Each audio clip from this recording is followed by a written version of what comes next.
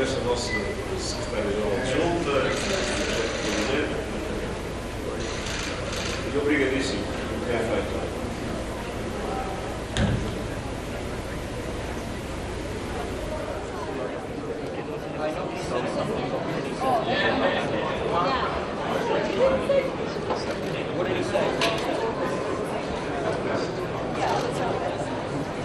Good morning. Welcome to the United Nations.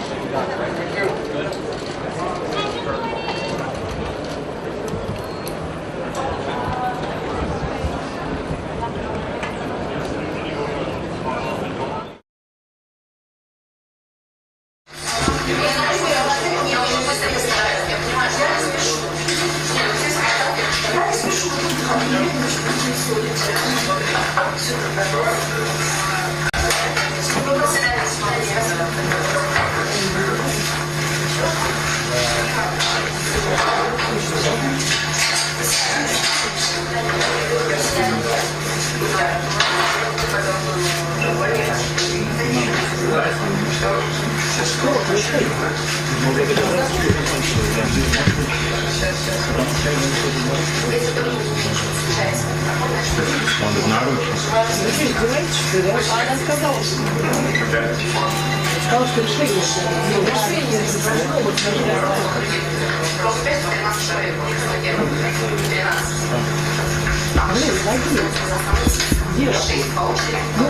где решение возьмет? Вот как помощник медиков, так и учил. Это может что суд решил.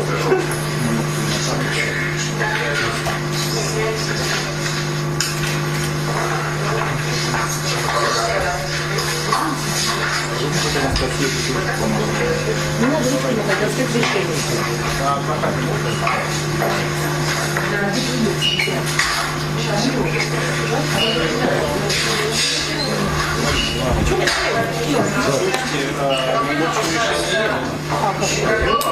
Не бывает так. Я вам говорю. Разрешение его ни одну суду не примет.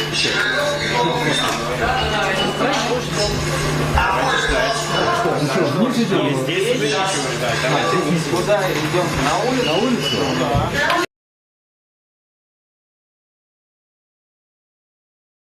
Все, да? Да. Идем на улицу. Миша, не сдавай.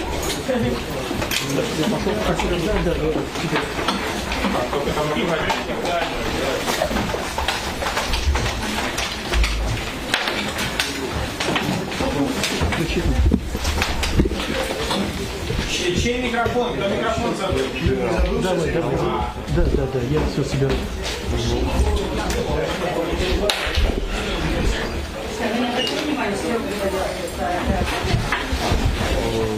Я не увидел.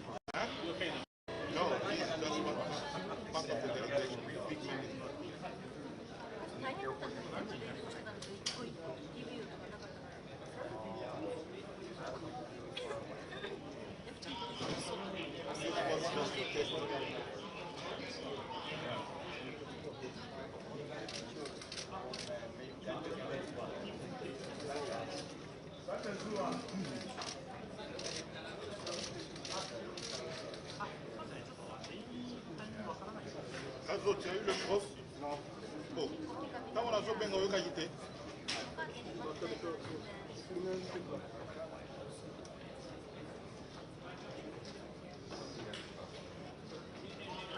ポーランドです。ポーランドの外相と大統領です。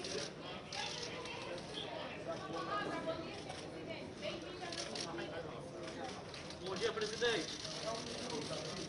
モザンビークです。医者が一応ガンマイクになってさっきのポーランドの後モザンビーク。一応カメラマイクにちゃんとガンマイク。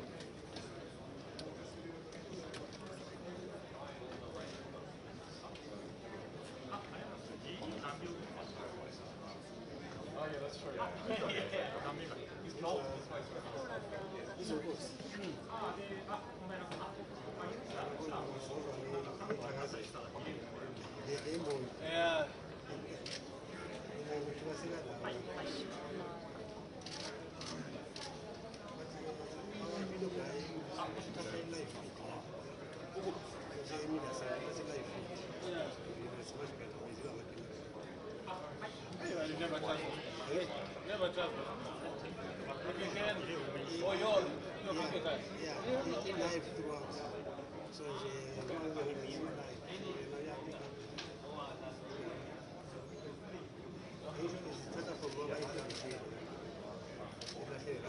Good morning. To your right, please. Good morning. How are you?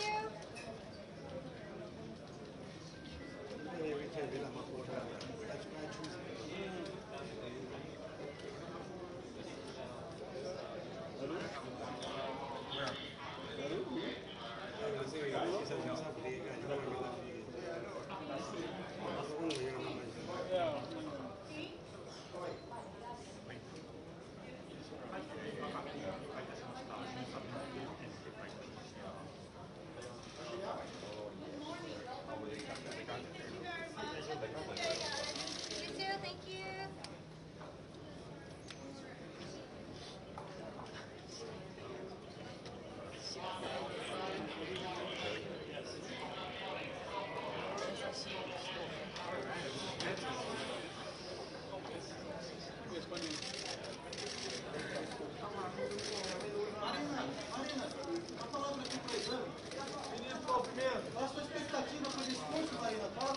Ministra, bom dia, ministra.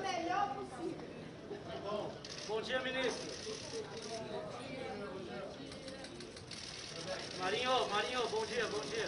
Téléphone.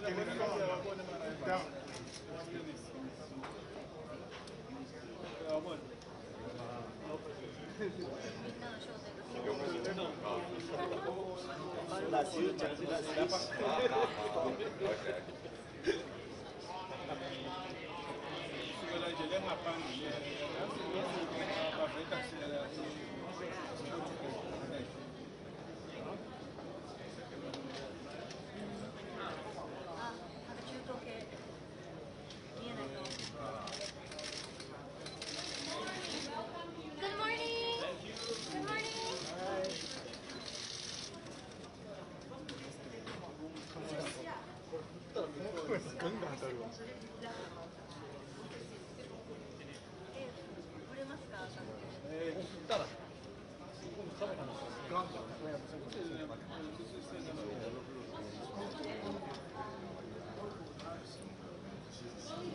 Faci, awa, tozawa.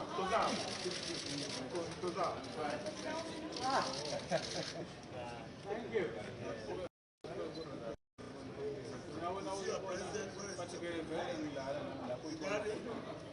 Did you also? Yeah, I will have a look. Sure, thank you. Look at the president. Huh? Oui, oui. You got it? I do, Madala. Thank you for your help. Okay. South Africa. Give me my number. Send me WhatsApp. African photographer. It's Sabine.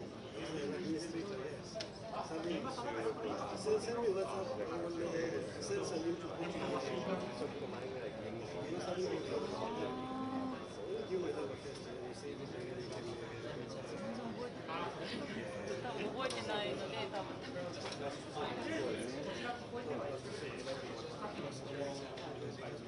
結構暑いですね。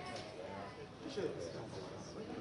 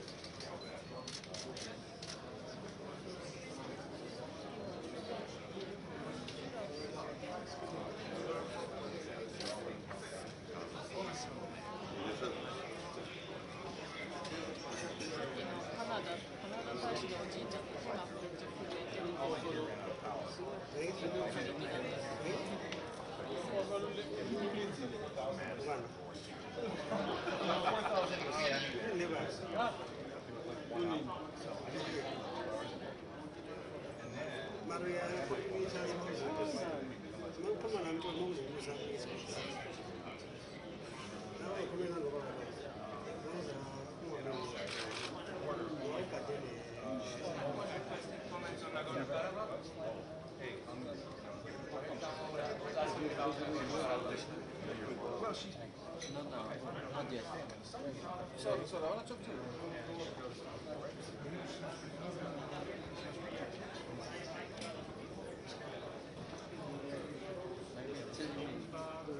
Yeah, I did not.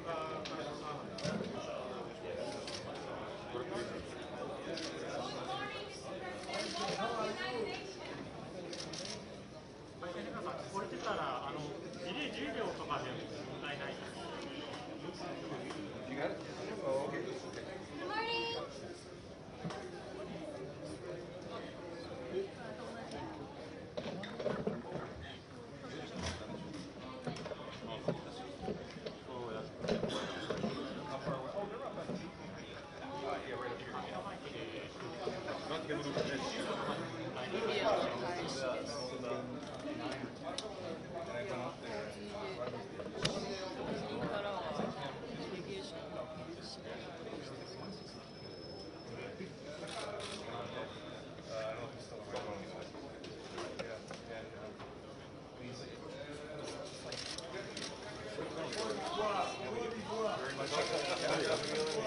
Excellence. Excellence. 了解いたしました。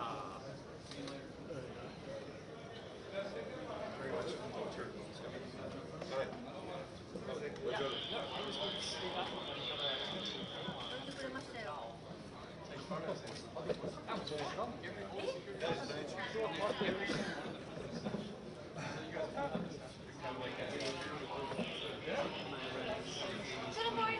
How's the UN training you so far?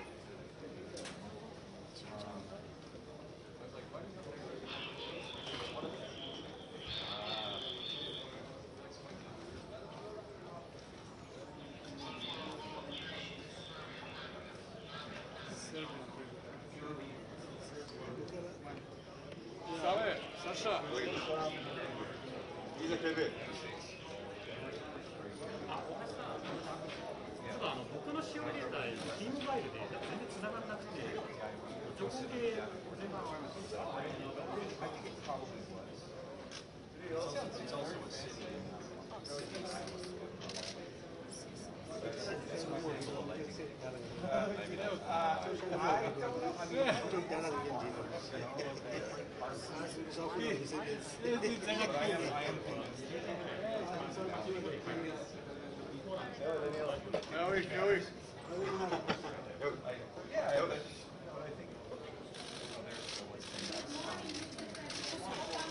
Good morning, Mr. President.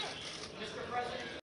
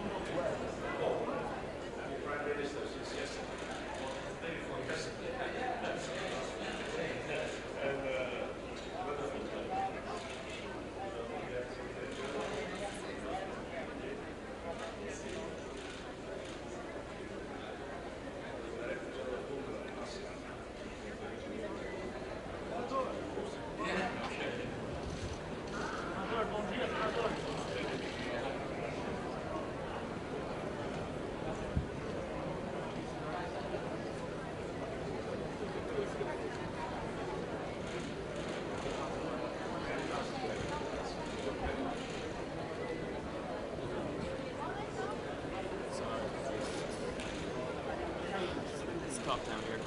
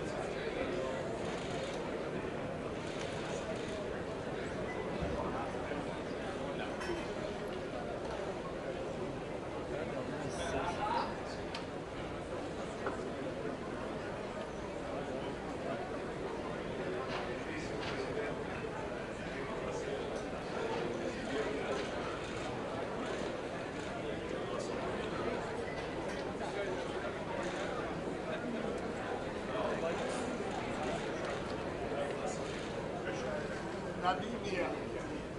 Namibia, madam. Yes, Namibia. Namibia in the house.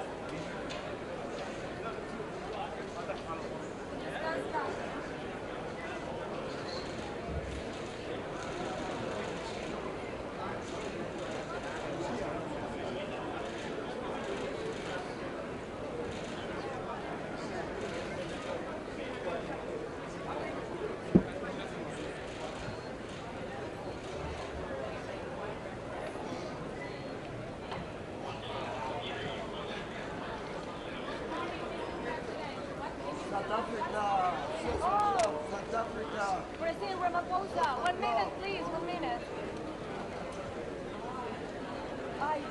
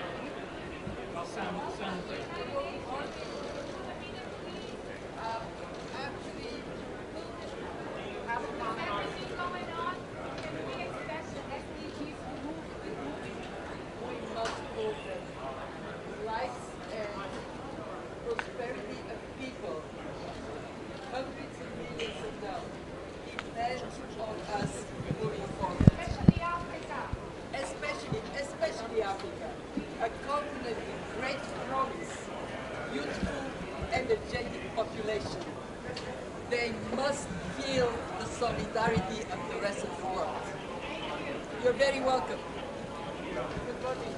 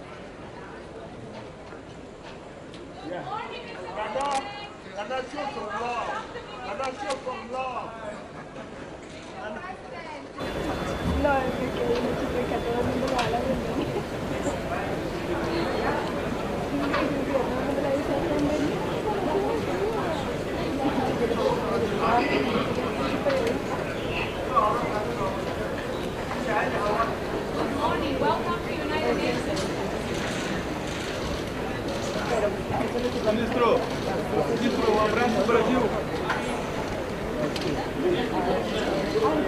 Presidente Lula, para Colombia. Presidente, aqui, presidente. Já. Vem gravar.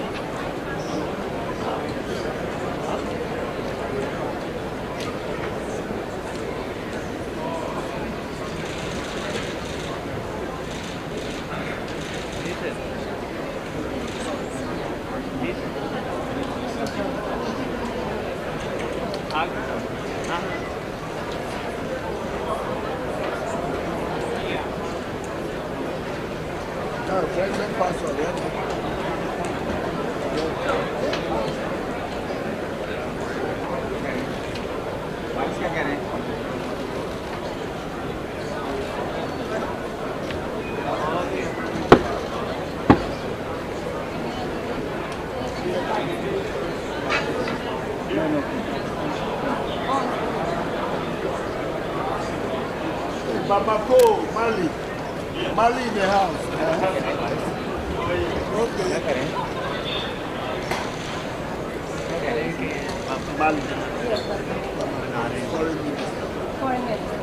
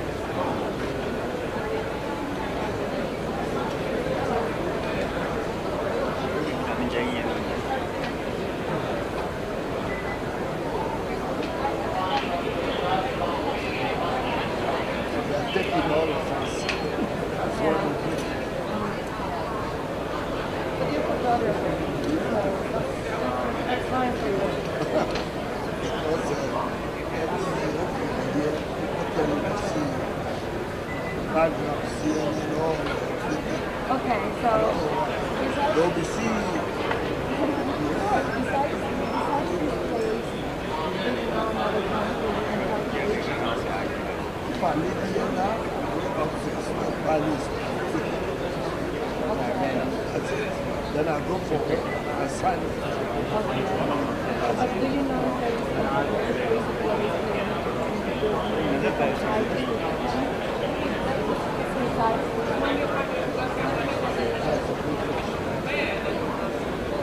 They have to be outside. This is their entrance. This is their entrance. They'll be going then they'll go to the park. But here, a lot of them. You can grab them. The plaza.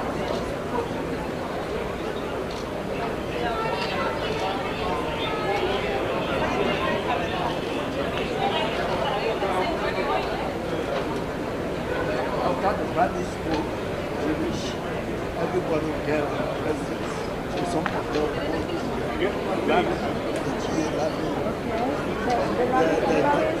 the center.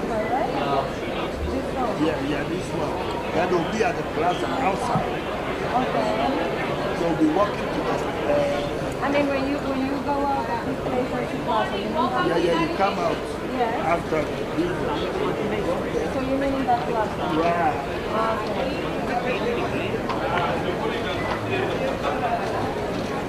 A lot of them have been going across the green grass going. A lot of them. I'm gonna try it out. Oh, you get the one. Yeah. I have an assignment after conference room 3. If I go to conference room 3, I do my business. Then I have 3, I'll go to the park with the car. My friend.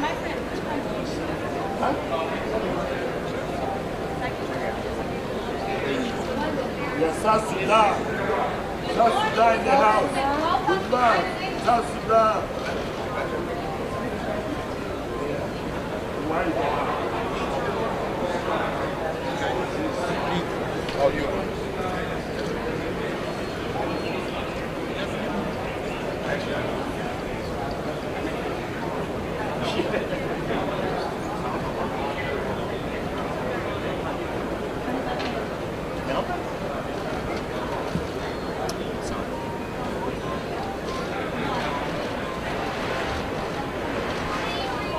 Austria.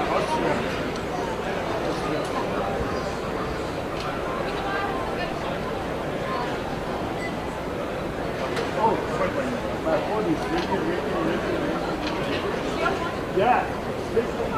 One is speaking for me. Yeah. Oh, the chat. Nobody is coming. Yeah, it's ringing. I know they are looking for me. Yeah, great.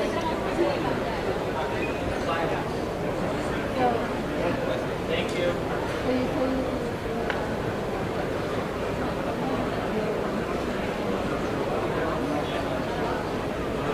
Yeah. No. I'm working for something.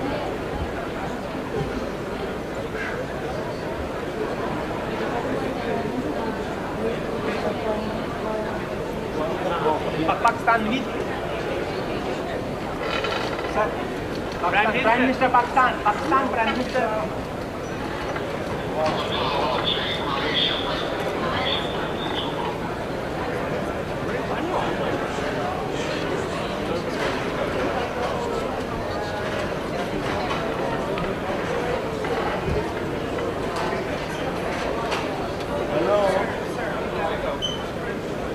Hello?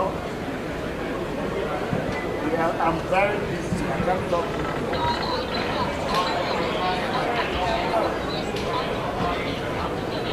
Yeah.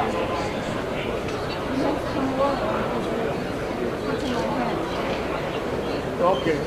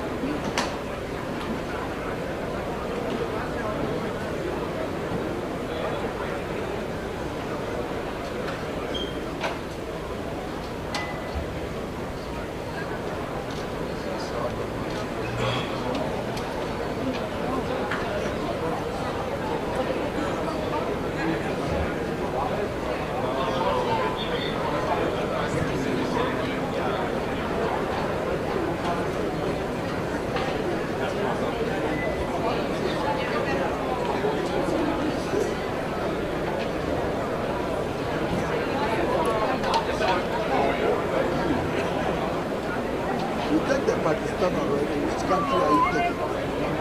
Huh? Malawi went already, long time. You wasted your time. I know your president. No. He passed. I know Malawi. He passed here this week. He already left. Long time. Telling them the power for the African foreign this year. Yeah. Thank you. Thank you so much. Yeah, John. Carol. Yes. Nice to see you.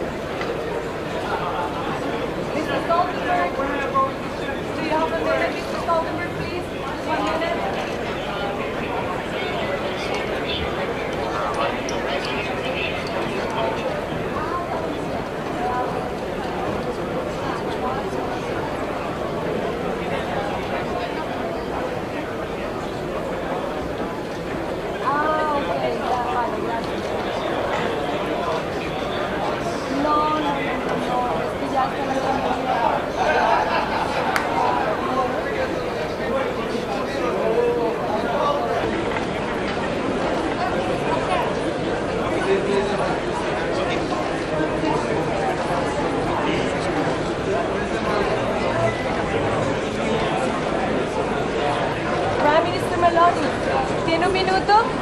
¿Un minuto? Primera ministra.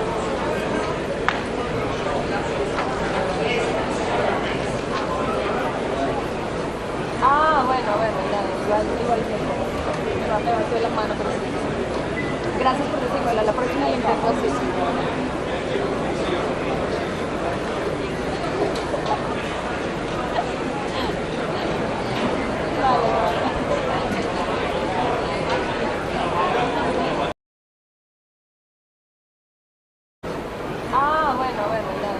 Igual tiempo.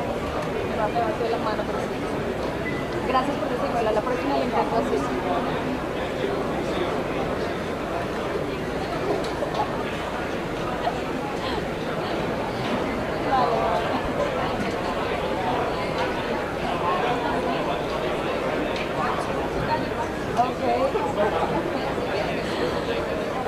Cuando la vea la salida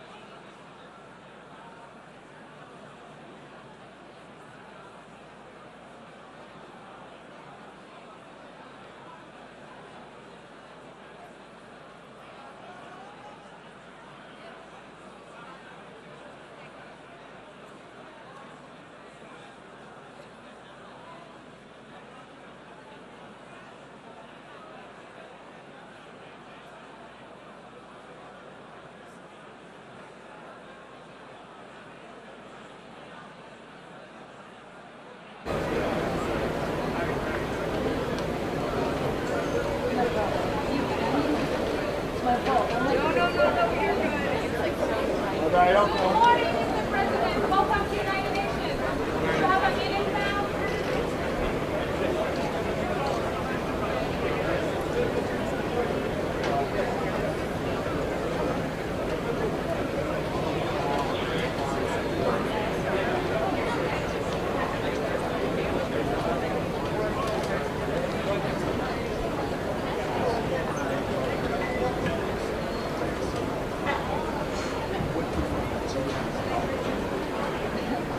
Nigeria's new president is holding on his view from May to now.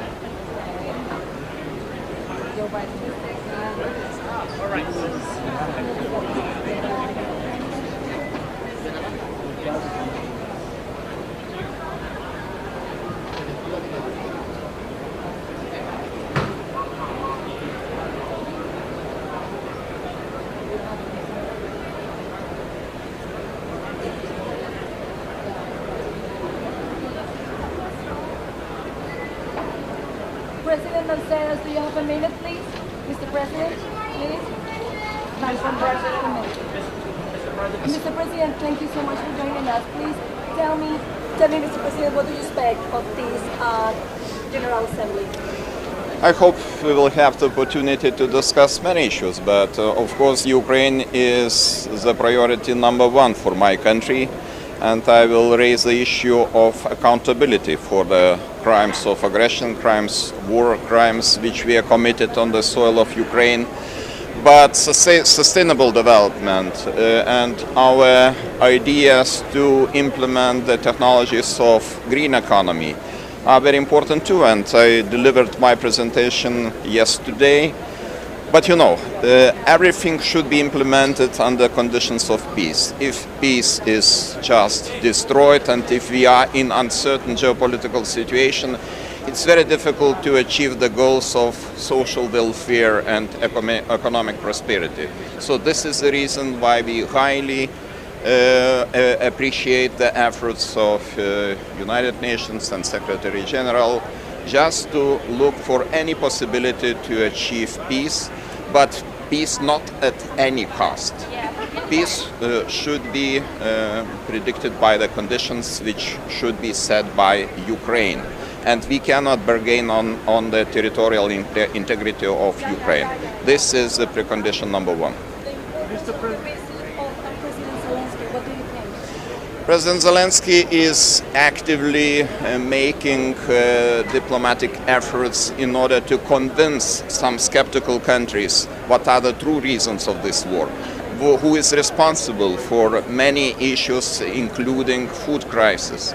So this is the reason why I think we should listen very carefully what President Zelensky is saying, because he is representing the country which is suffering right now under very huge pressure of Russian Federation.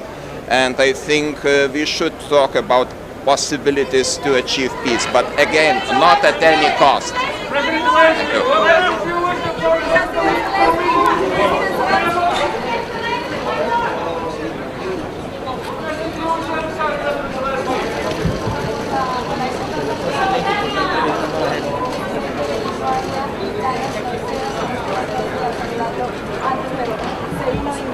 Y bueno, espero que Grace me eche una mano por favor con la traducción para saber qué nos dijo el presidente.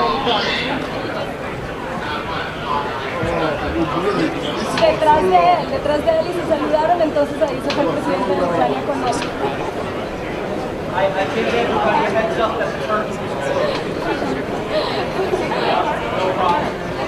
Nos estamos acercando, si ya vamos a los barrios.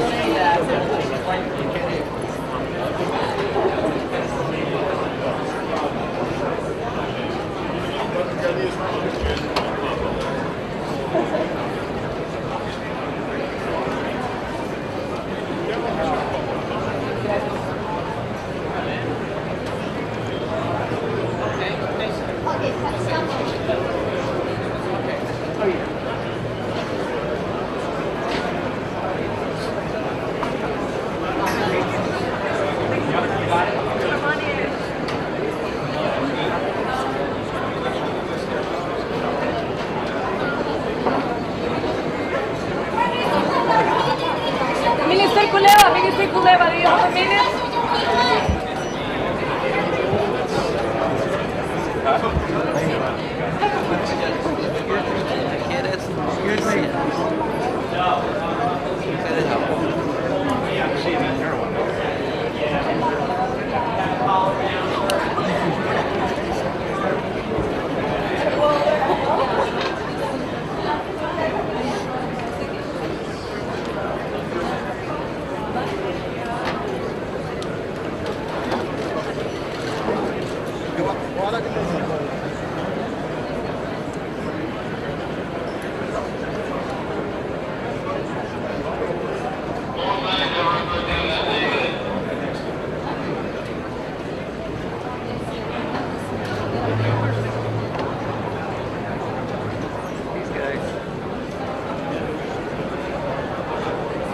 Wi-Fi down here? Does anybody know?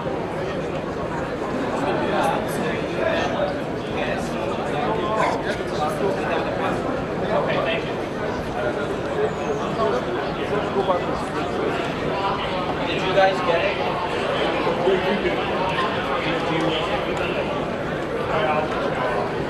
Alright, yes, the desert. Oh, really? Are you doing my thing, huh?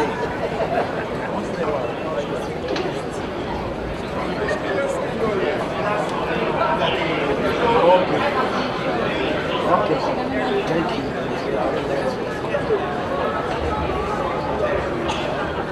Yeah.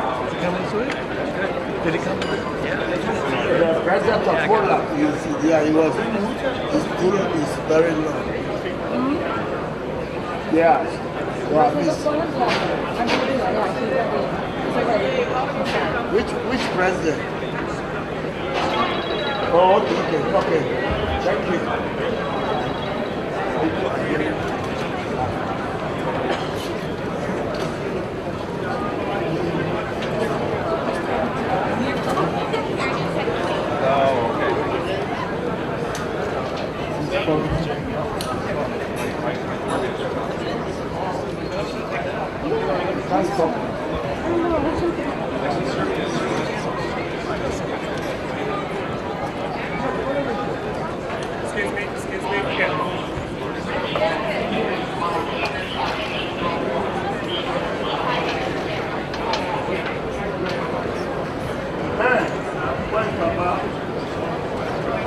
Excuse me.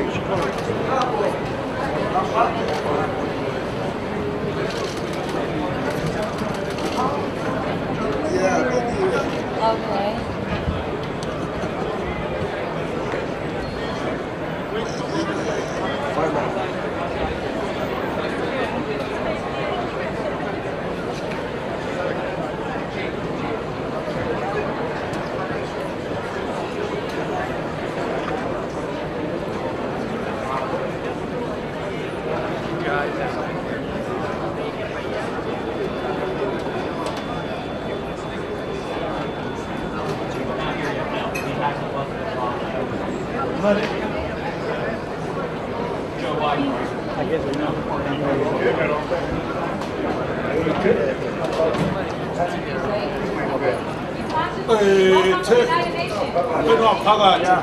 What do you expect from these summits? Do you expect something Always.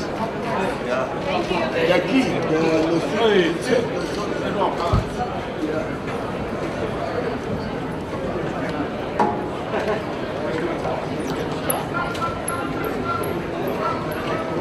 Who will get the money?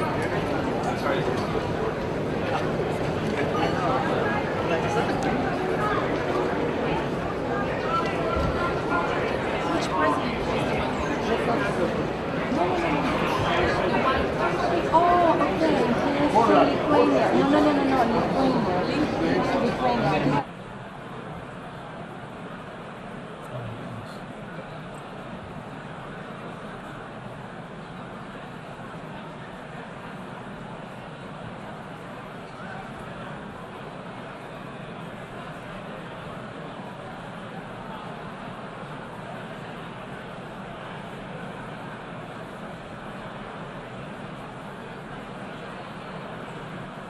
Should I try again? Oh yeah, several times they have to do it, and you have to tell. Distinguished delegates, may I ask you all to please take your seats.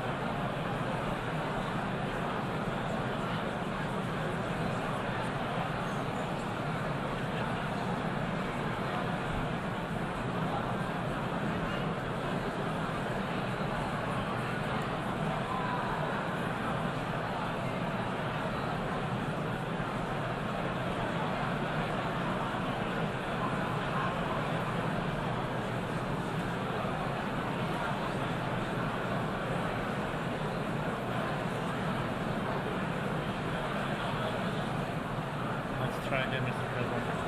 We are now 10 minutes past.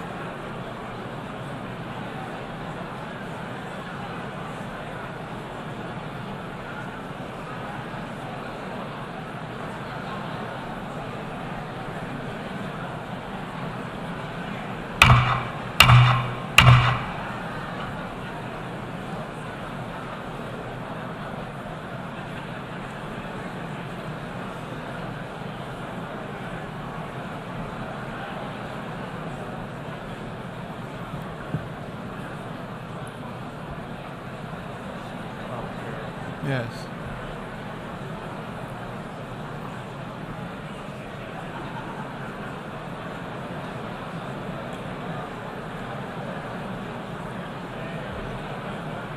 We'll start. If we don't start, I think that's going to continue. You're 3 minutes past? Yeah, it's 4 minutes past on the 4 minutes past.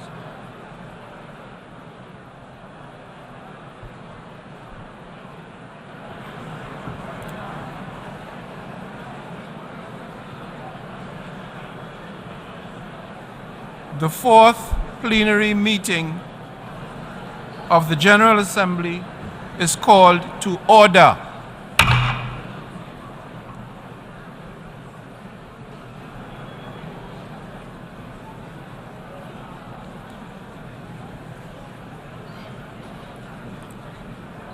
Before proceeding to the general debate, as announced in the journal, the General Assembly will hear an introduction by the Secretary General of his annual report on the work of the organization, issued as document A/78/1 under agenda item 110 in accordance with Resolution 51/241.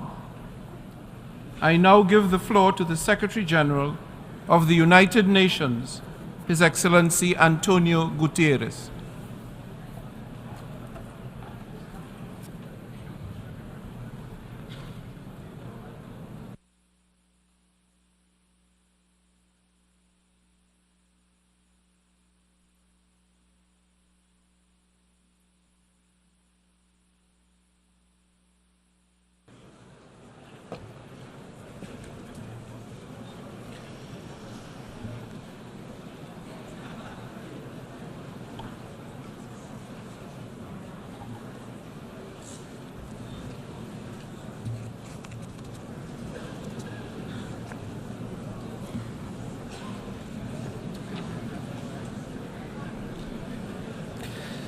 Mr. President of the General Assembly, Excellencies, ladies and gentlemen, just 9 days ago, many of the world's challenges coalesced in an awful hellscape. Thousands of people in Derna, Libya, lost their lives in epic, unprecedented flooding. They were victims many times over, victims of years of conflict, victims of climate chaos, victims of leaders, near and far, who failed to find a way to peace. The people of Derna lived and died in the epicenter of that indifference, as the skies unleashed 100 times the monthly rainfall in 24 hours, as dams broke after years of war and neglect, as everything they knew was wiped off the map. Even now, as we speak, bodies are washing ashore from the same Mediterranean Sea where billionaires sunbathe on their super yachts. Derna is a sad snapshot of the state of our world, the flood of inequity, of injustice, of inability to confront the challenges in our midst. Excellencies, our world is becoming unhinged. Geopolitical tensions are rising, global challenges are mounting, and we seem incapable of coming together to respond. We confront a host of existential threats, from the climate crisis to disruptive technologies, and we do so at a time of chaotic transition. For much of the Cold War, international relations were largely seen through the prism of two superpowers. Then came a short period of unipolarity. Now we are rapidly moving towards a multipolar world. And this is in many ways positive. It brings new opportunities for justice and balance in international relations. But multipolarity alone cannot guarantee peace. At the beginning of the 20th century, Europe had numerous powers. It was truly multipolar, but it lacked robust multilateral institutions, and the result was World War I. A multipolar world needs strong and effective multilateral institutions. Yet, global governance is stuck in time. Look no further than the United Nations Security Council and the Bretton Woods system. They reflect the political and economic realities of 1945, when many countries in this assembly hall were still under colonial domination. The world has changed. Our institutions have not. We cannot effectively address problems as they are if institutions do not reflect the world as it is. Instead of solving problems, they risk becoming part of the problem. And indeed, divides are deepening. Divides among economic and military powers, divides between North and South, East and West. We are inching ever closer to a great fracture in economic and financial systems and trade relations, one that threatens a single open internet with diverging strategies on technology and artificial intelligence and potentially clashing security frameworks. It is high time to renew multilateral institutions based on 21st century economic and political realities rooted in equity, solidarity, and universality, and anchored in the principles of the United Nations Charter and international law. That means reforming the Security Council in line with the world of today. It means redesigning the international financial architecture so that it becomes truly universal and serves as a global safety net for developing countries in trouble. I have no illusions. Reforms are a question of power.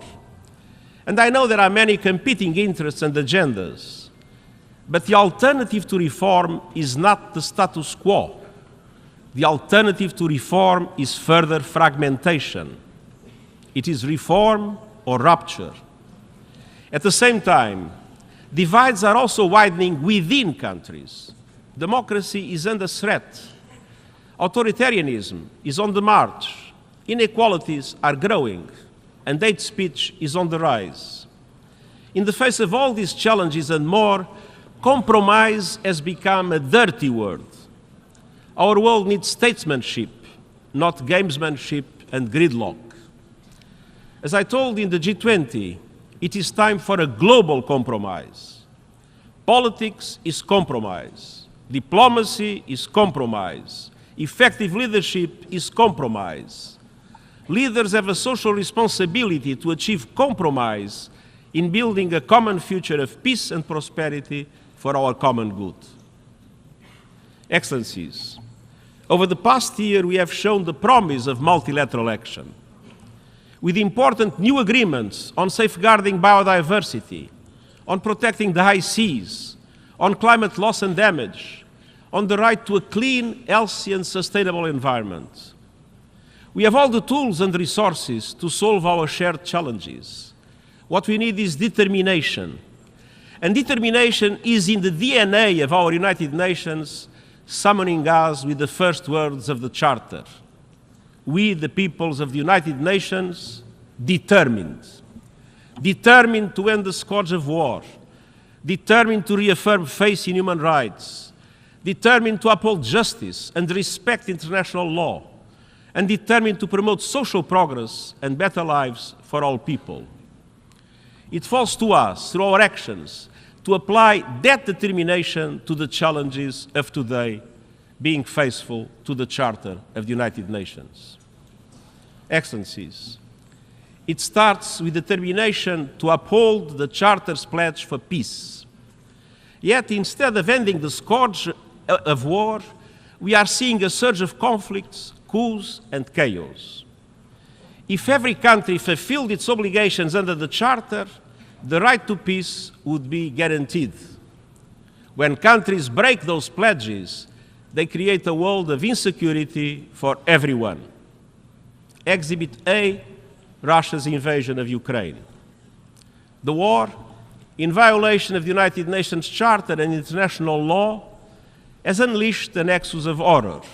Lives destroyed, human rights abused, families torn apart, children traumatized, hopes and dreams shattered. But beyond Ukraine, the war has serious implications for us all. Nuclear threats put us all at risk. Ignoring global treaties and conventions makes us all less safe. And the poisoning of global diplomacy obstructs progress across the board. We must not relent in working for peace, a just peace, in line with UN Charter and international law. And even while fighting rages, we must pursue every avenue to ease the suffering of civilians in Ukraine and beyond. The Black Sea Initiative was one such avenue. The world badly needs Ukrainian food and Russian food and fertilizers to stabilize markets and guarantee food security. And I will not give up on my efforts to make it happen. Excellencies,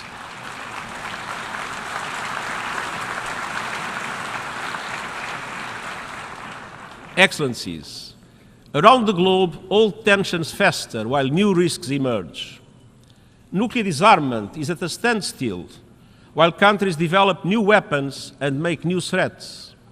Across the Sahel, a series of coups is further destabilizing the region as terrorism is gaining ground. Sudan is descending into full-scale civil war. Millions have fled, and the country risks splitting apart. In Eastern Democratic Republic of the Congo, millions are displaced, and gender-based violence is a horrific daily reality. In Haiti, a country that suffered centuries of colonial exploitation is today overwhelmed by gang violence and still awaits international support. In Afghanistan, a staggering 70% of the population needs humanitarian assistance, with the rights of women and girls systematically denied. In Myanmar, brutal violence, worsening poverty, and repression are crushing hopes for a return to democracy. In the Middle East, escalating violence and bloodshed in the occupied Palestinian territory is taking a terrible toll on civilians. Unilateral actions are intensifying and undermining the possibility of a two-state solution, the only pathway to lasting peace and security for Palestinians and Israelis. Syria remains in ruins, while peace remains remote. And meanwhile, natural disasters are worsening the man-made disaster of conflict. In the face of this mounting crisis, the global humanitarian system is on the verge of collapse. Needs are rising, and funding is drying up. Our humanitarian operations are being forced to make massive cuts.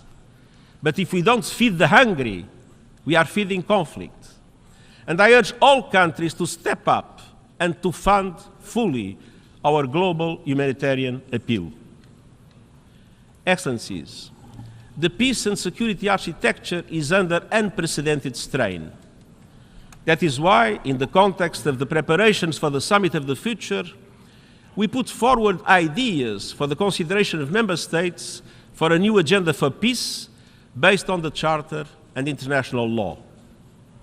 It provides a unifying vision to address existing and new threats for a world in transition, calling on states to recommit to hold free from nuclear weapons and to end the erosion of the nuclear disarmament and arms control regime, bolstering prevention at the global level by maximizing the capacity and convening power of the UN and our good offices to bridge geopolitical divides, bolstering prevention at the national level by linking actions for peace with progress on the Sustainable Development Goals, putting women's leadership and participation at the center of decision-making, and committing to the eradication of all forms of violence against women, calling for a broad-based reflection on peacekeeping and make it nimbler and more adaptable with forward-looking transition and exit strategies from the start, and supporting peace enforcement action by regional organizations, notably the African Union,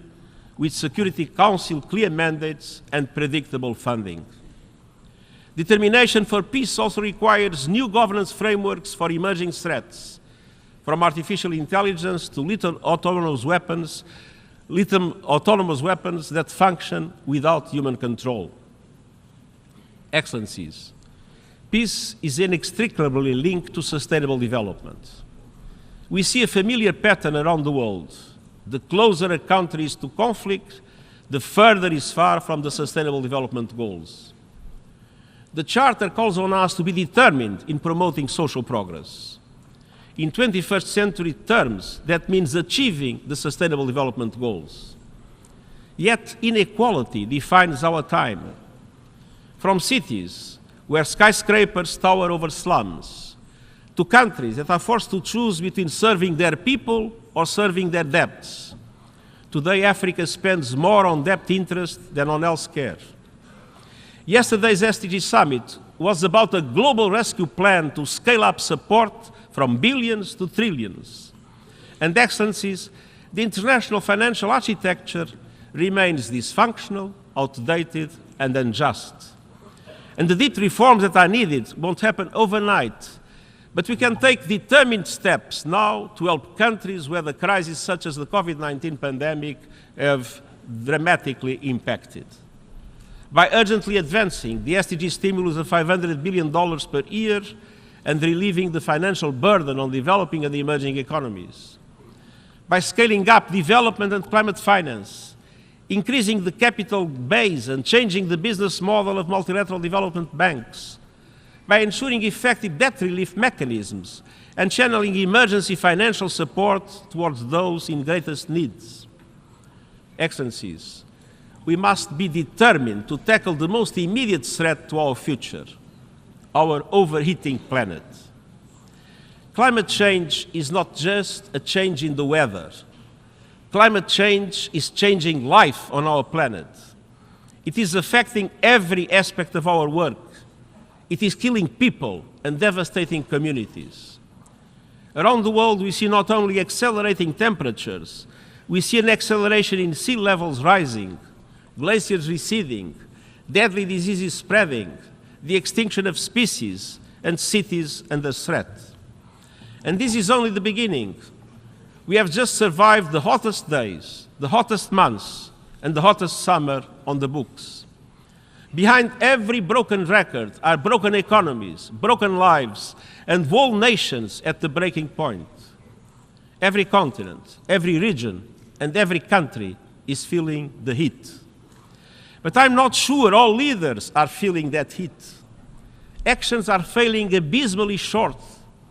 There is still time to keep rising temperatures within the 1.5 degree limits of the Paris Agreement, but that requires drastic steps now to cut greenhouse gas emissions and to ensure climate justice for those who did least to cause the crisis but are paying the highest price.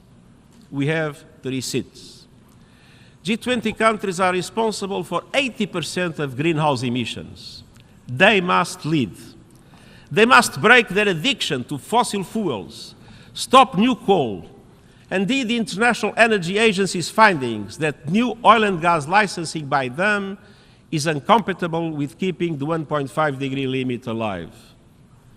To stand a fighting chance of limiting global temperature rise, we must phase out coal, oil and gas in a fair and equitable way and massively boost renewables. This is the only path to affordable, renewable energy for all. And unfortunately, many still in Africa, mainly in Africa, still lack electricity.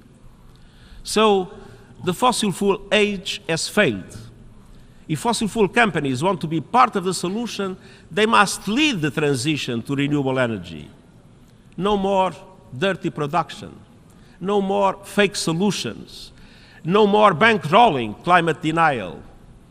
I have laid out a climate solidarity pact in which all big emitters are asked to make extra efforts to cut emissions, and wealthier countries support emerging economies with finance and technology to do so.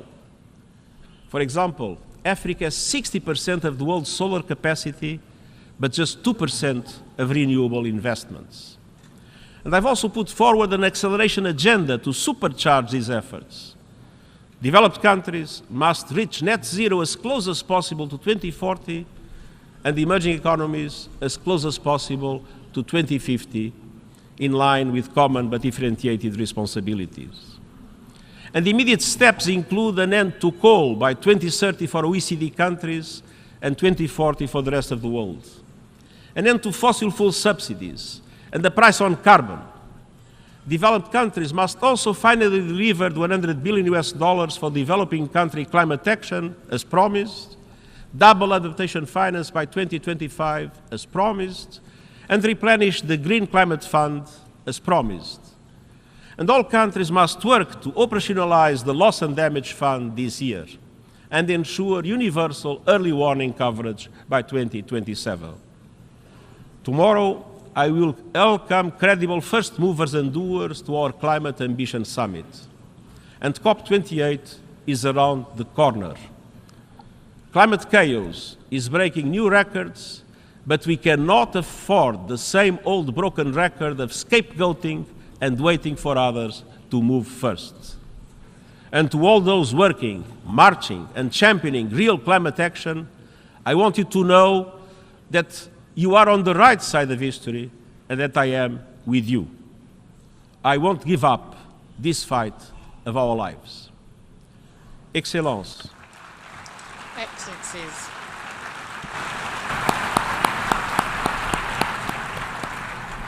Nous devons également être déterminés à honorer l'engagement en faveur de la Charte en faveur des droits humains fondamentaux.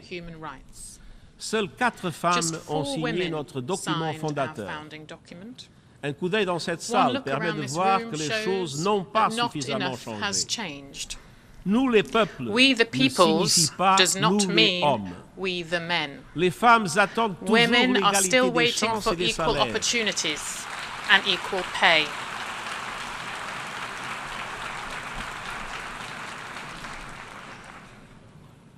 Les femmes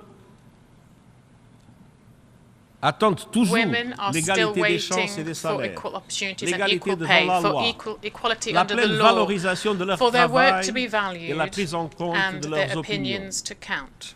À travers le monde, les droits des femmes, y compris les droits sexuels et reproductifs, sont réduits, voire supprimés, leur liberté restreinte.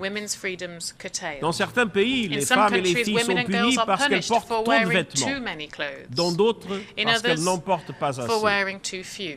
Grâce aux générations de militantes des droits des femmes, les temps changent. Des terrains de sport aux écoles, en passant par les places publiques, les filles et les femmes défient le patriarcat et triomphent. Je suis à leur côté. J'ai pris mes fonctions en m'engageant à garantir la parité homme-femme au sein des Nations Unies. Nous y sommes parvenus aux échelons supérieurs et sommes en bonne voie pour le faire à travers l'ensemble du système des Nations Unies. Car l'égalité des genres n'est pas un problème. L'égalité des genres est la solution. L'égalité, ce n'est pas une faveur faite aux femmes, mais une condition fondamentale pour assurer un meilleur avenir pour tous. Excellences, nous devons être déterminés à répondre à l'appel à l'action pour placer les droits humains au cœur de notre travail.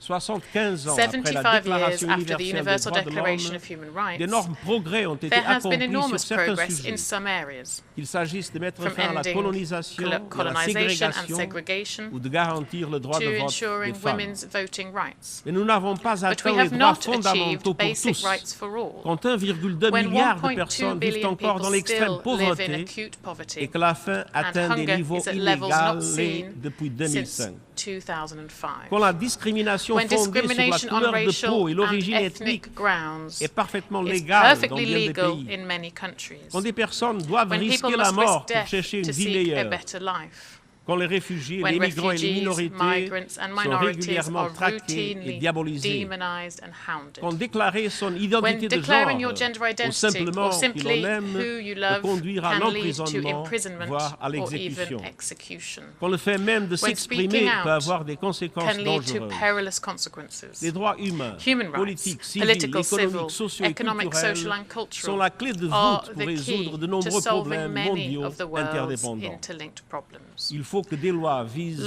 Laws à to protéger protect les the personnes vulnerable must vulnérables be enacted soient adoptées et and appliquées. enforced. Il faut cesser de The cibler les targeting of minorités minorities must et il faut stop, placer les and droits et la human rights dignité and human humaine dignity au cœur des politiques must be at the sociales, center of économiques social, et economic migratoires. and migration policies. Il faut que tous les gouvernements All governments respectent must les fulfill engagements the qu'ils ont commitment pris they made dans la Déclaration in the Universal universelle des Declaration droits de of l'homme. Human Rights.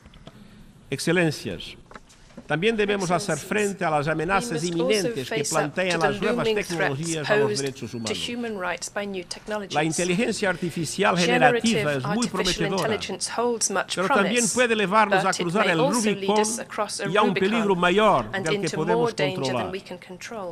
Cuando mencioné la inteligencia artificial en mi discurso ante la Asamblea General de 2017, solo otros dos líderes mencionaron el término. Ahora, la IA está en la boca de todos. Un tema que provoca tanto asombro como miedo.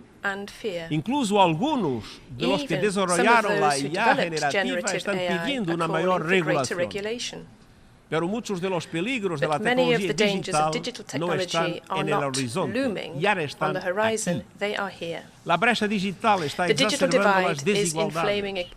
El discurso de odio, la desinformación y las teorías de la conspiración en las redes sociales se propagan y amplifican mediante IA, socavando la democracia y alimentando la violencia y los conflictos en la vida real. La vigilancia en la red y la recolección de datos están facilitando abusos de los derechos humanos a gran escala. Y las empresas tecnológicas y los gobiernos están lejos de encontrar soluciones. Excellencies, we must move fast and mend things.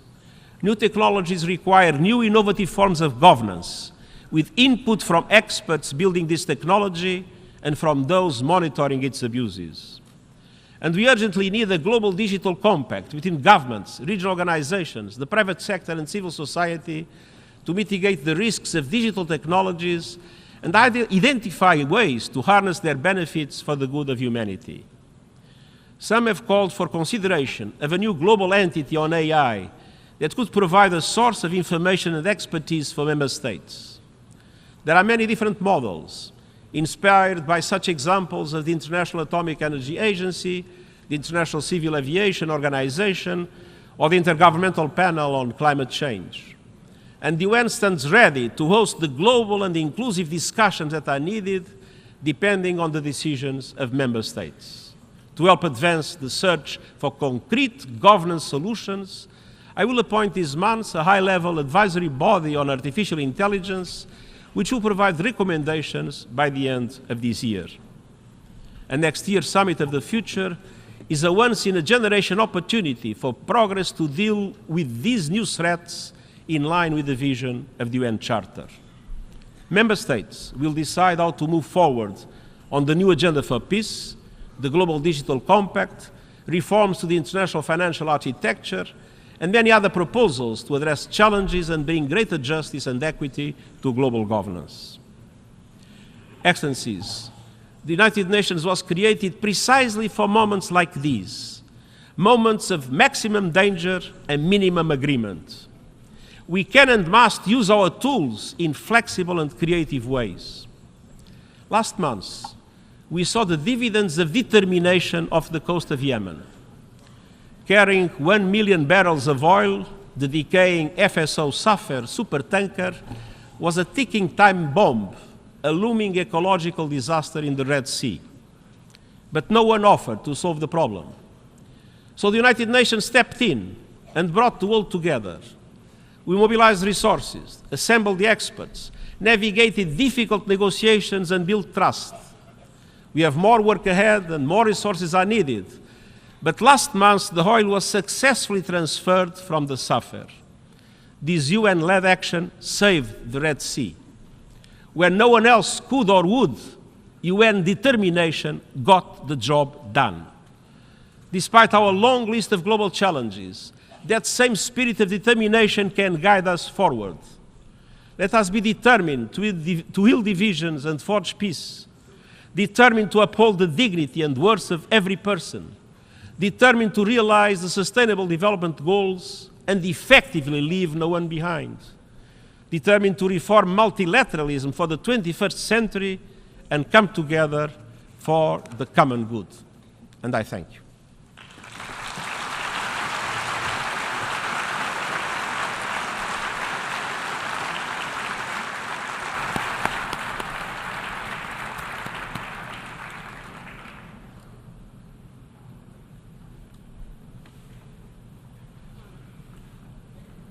I thank the Secretary General.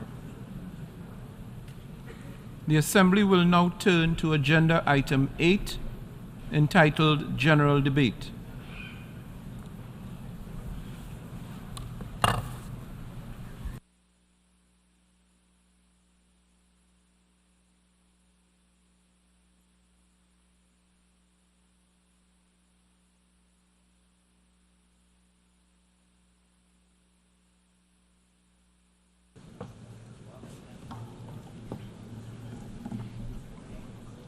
Excellencies, Heads of State and Government, Mr. Secretary General of the United Nations, Honorable Ministers, distinguished delegates, and all stakeholders here present.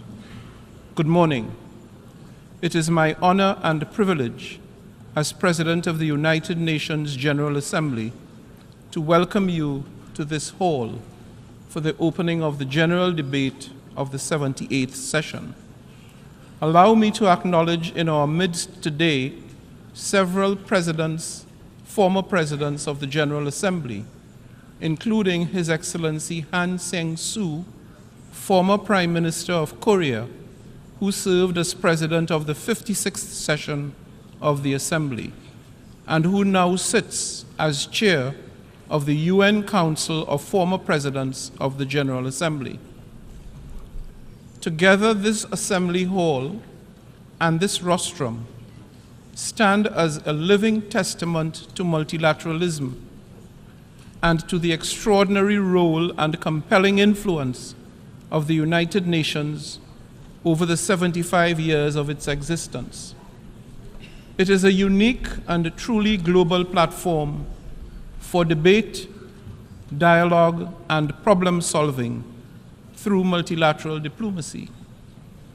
This year, our imperative is clear: to unite the nations, to be united in conviction of common purpose and in solidarity of joint action.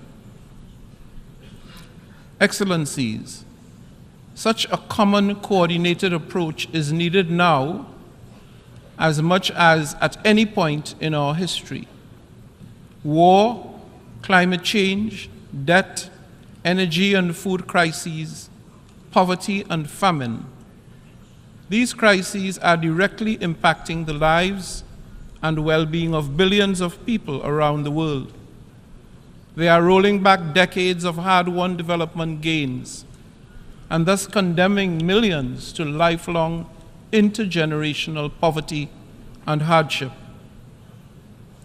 It is at times like these that we must search deep within to find our better selves and our common humanity that impels us to meet the moment.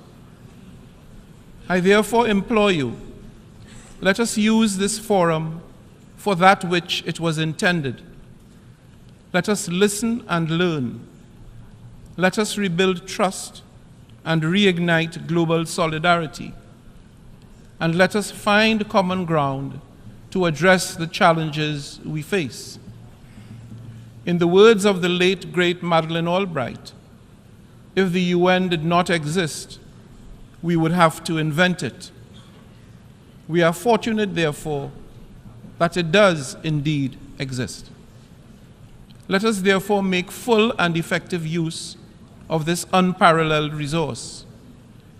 Excellencies, this message is all the more important in light of the continued violation of the territorial integrity and sovereignty of a fellow member of the United Nations, Ukraine.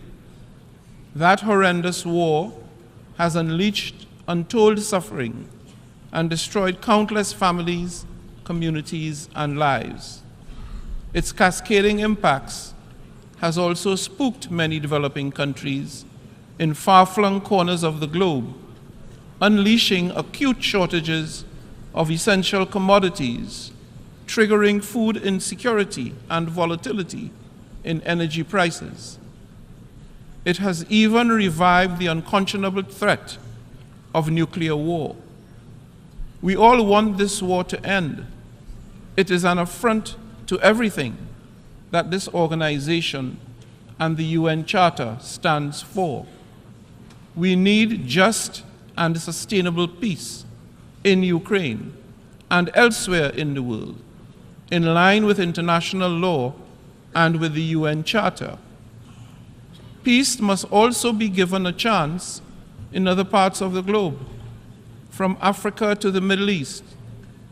With the adoption of the Agenda 2063, Africa spelled a clear path for the Africa we want, and the continent still has a great chance to cut a corner in consolidating democracy and good governance. But the resurgence of coups in Africa is a regressive step, and the root causes of such alarming trends must be carefully analyzed and addressed. I urge you, member states, to use this high-level week not to fan the flames of conflict and hostility, but instead to opt for dialogue and diplomacy. We must remember that peace is an investment in our collective prosperity. I call on leaders to come together, to abide by the Charter, and support efforts to deliver a peaceful resolution to the war. Excellencies, yesterday we began our high-level week with the SDG Summit. It offered a prime moment to take stock of our successes and failures in delivering the Sustainable Development Goals. Front and center with the fact that 1.2 billion people are living in multidimensional poverty as of 2022. While some progress has been made on the goals, the summit is being convened in a context where there have been unacceptable delays and rollbacks. Let me be clear, we do not have the luxury of excuses, nor are we absolved of our responsibilities. The onus is on us, collectively, to make up for the lost momentum and work much harder in the remaining 7 years to accelerate progress on that which we have promised to deliver. The commitment to action presented at the summit should therefore be the tailwind to regain lost ground and supercharge implementation. Excellencies, the SDG Summit was only the start of what is a full agenda during High-Level Week. It naturally interlinks with the General Assembly's high-level dialogue on financing for development, which is key to accelerating the financing impetus for the SDGs. The preparatory ministerial meeting for the Summit of the Future will help to launch the negotiations of the Pact of the Future, giving guidance on how to ensure that the United Nations is fit for purpose in the 21st century. It will give member states the opportunity to come together and to transform our shared future. We will also see 3 health-related high-level meetings on pandemic prevention, preparedness and response, universal health coverage, and on tuberculosis, all of which offer us opportunities to better the lives of our global citizens. And the Secretary General's Climate Action Summit offers a moment to build political ambition ahead of COP28 in November. Tomorrow, I will also join hands with several heads of state and government to convene a breakfast summit to address the existential threats posed by sea level rise, an issue of significant concern to small island developing states, especially those in the Pacific region. Excellencies, allow me to pause here and to reiterate my deepest condolences to the governments and people of Morocco and Libya. The twin disasters of earthquakes and flooding have left thousands dead and untold more suffering. It is my sincere hope that resources and relief can be expedited to support all those who now find themselves in desperate need. As a citizen of a climate vulnerable region, I urge member states to recognize the continued and escalating impacts of climate change and to deliver real transformative results. Let us work together to unlock the finances and resources required to support those most vulnerable in mitigation, adaptation, and resilience building. And let us continue to work on the multidimensional vulnerability index with the aim of moving beyond GDP to a measure of economic development that effectively captures a country's true vulnerability to external shocks. Excellencies, beyond the high-level week, this year we will commemorate the 75th anniversary of the Universal Declaration of Human Rights. This is an opportunity to rededicate ourselves to the principles enshrined in the Declaration and to remind ourselves that we are all born free and equal in dignity and in rights. As President of the 78th session, I am committed to championing vulnerable and marginalized groups, including indigenous peoples, peoples living with disabilities, and older persons. I have committed to ensure that we do not continue to neglect countries in special situations, and I intend to soon launch the high-level advisory group on LDCs, LLDCs, and SIDS. But first and foremost, we need to work for all women and girls who are appallingly still struggling for equality and respect. We must walk the talk on gender equality and women's empowerment. This means according women full, equal, and meaningful participation at every level. As an international gender champion myself, I'm strongly committed to promoting gender equality and women's empowerment. And I have appointed a special envoy and special advisor on gender equality and women's empowerment to assist me in this endeavor.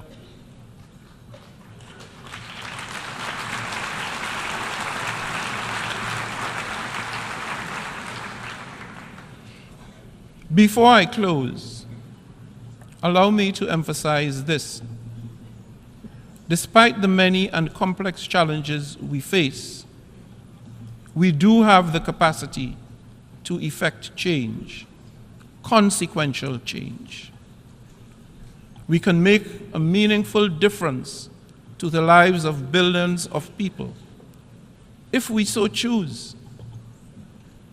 We do not lack capacity. What we lack is the will to act. By putting aside our differences and bridging divides, we can deliver, we must deliver peace, progress, prosperity, and sustainability to everyone, everywhere. So let us step up and take action now. Let us re-energize the UN General Assembly and demonstrate our capacity and our will to deliver for all. In the words of Stephen Pressfield, an author born in Trinidad and Tobago, the most pernicious aspect of procrastination is that it can become a habit. We don't just put off our lives today, we put them off till our deathbed. Never forget, this very moment we can change our lives. There never was a moment, and never will be, when we are without the power to alter our destiny. This second, we can turn the tables on resistance. This second, we can sit down and do our work. Excellencies, I thank you once again for your support to me and my presidency, and I wish you fruitful, productive, and healthy debate in the coming days. I thank you.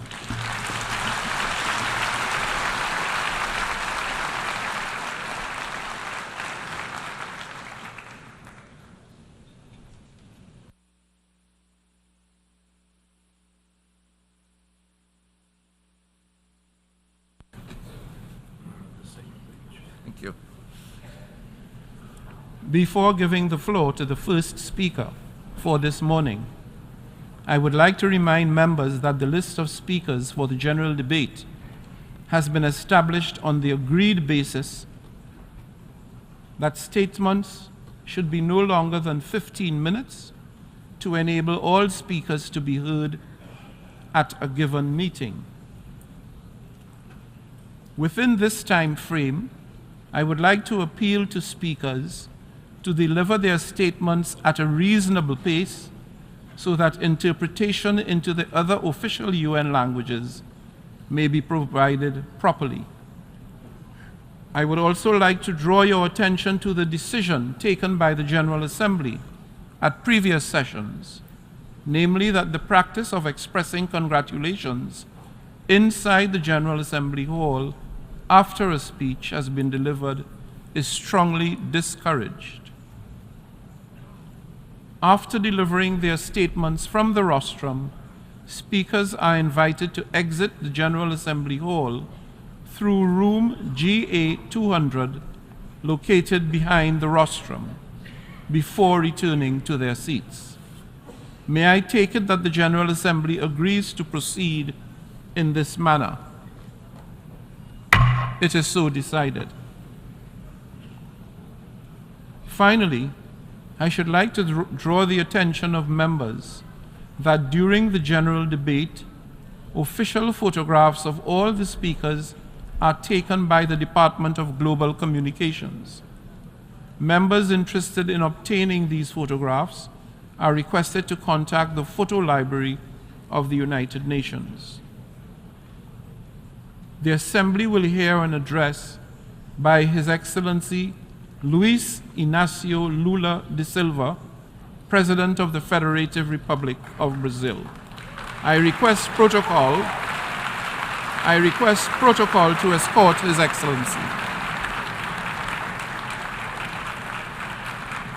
On behalf of the General Assembly, I have the honor to welcome His Excellency Luis Inácio Lula da Silva, President of the Federative Republic of Brazil, and to invite him to address the Assembly.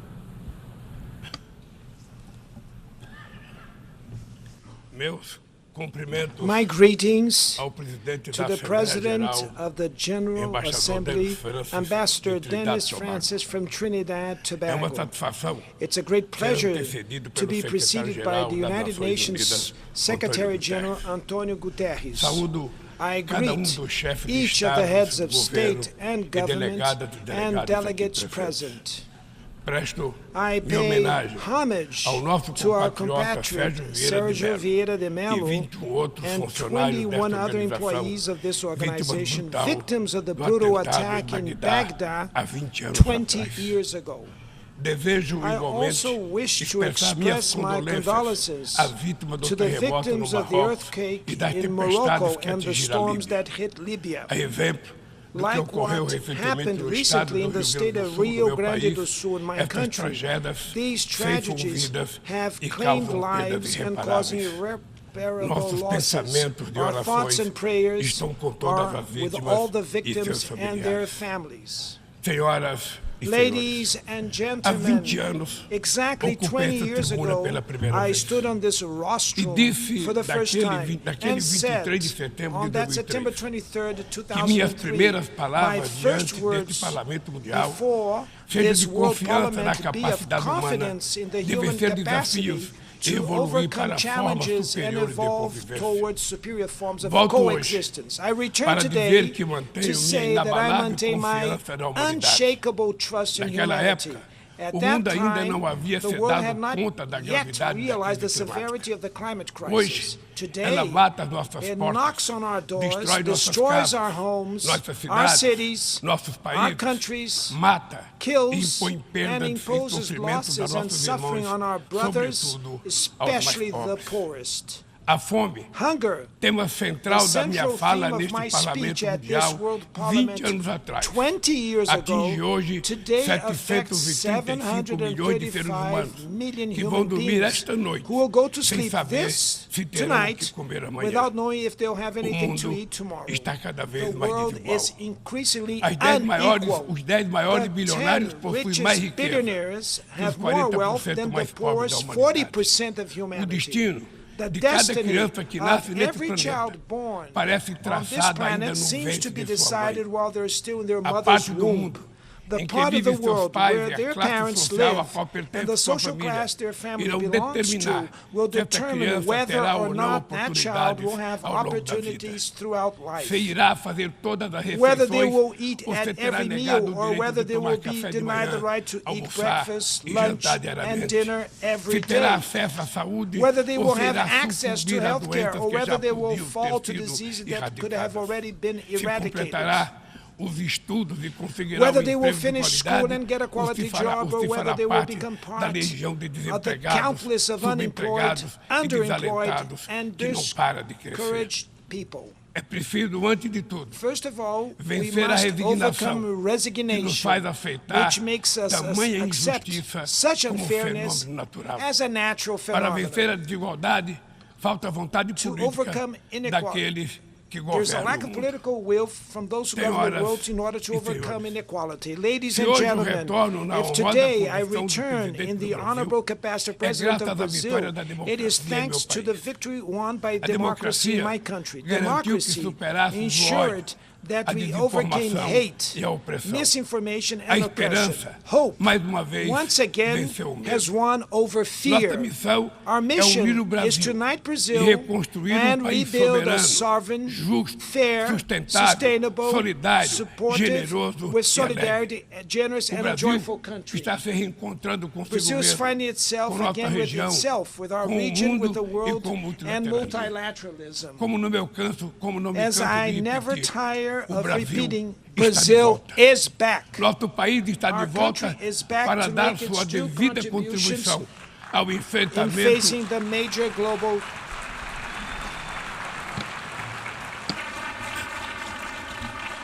Nosso país está de volta para dar a sua devida contribuição ao enfrentamento dos principais desafios globais.